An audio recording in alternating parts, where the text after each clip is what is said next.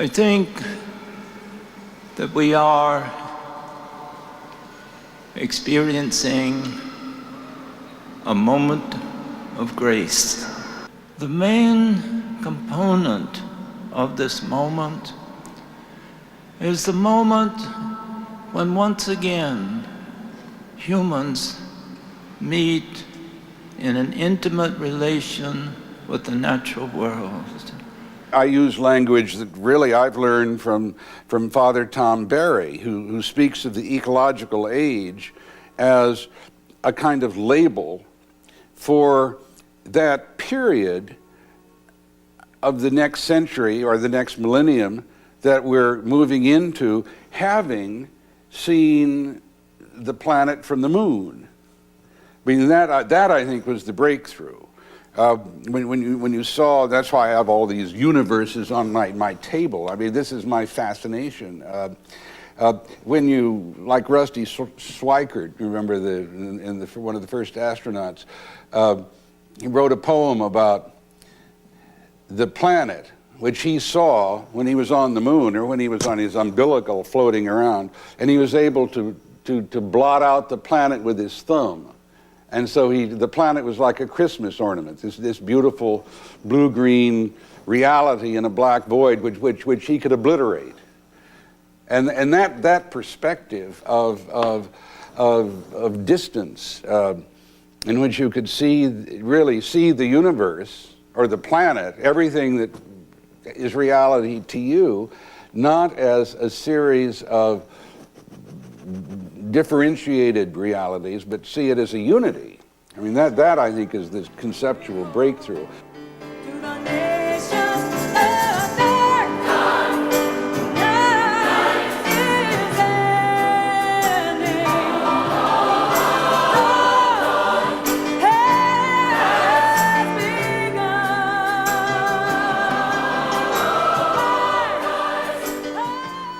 So much of medieval theology and the theology around the Reformation and the Counter-Reformation went on the supposition that this is a very sinful world with very sinful humanity, and you've got to get people out of this mess.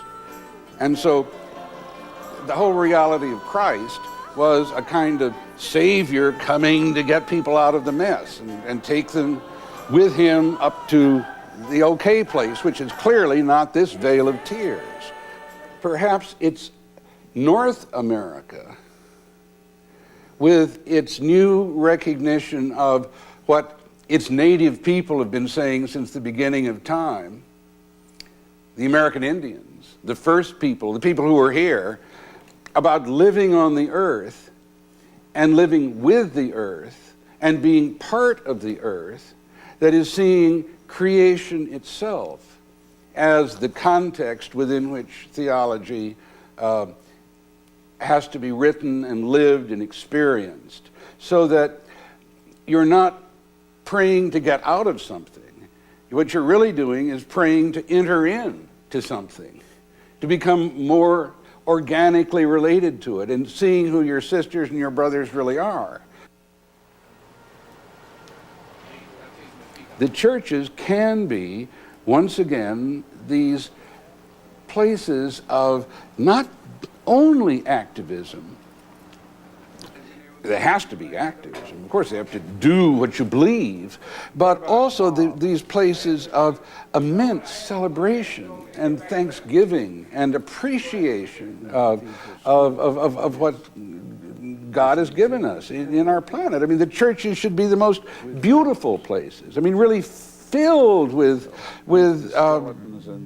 branches, filled with fruit, filled with feathers.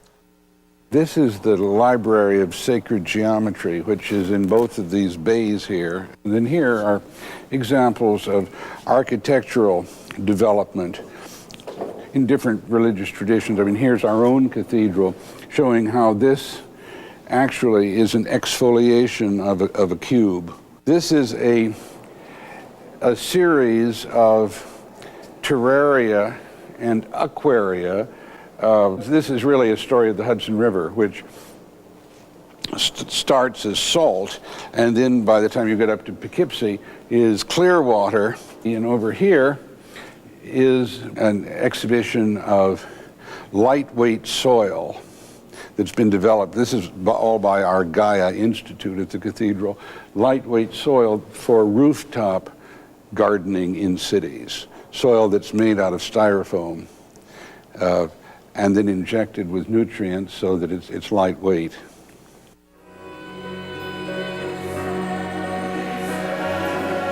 A religious understanding is an inclusive understanding that everything is in the picture. You can't put anything outside of the picture. And our basic religious experience is an experience of communion, which means we are coming into union with something.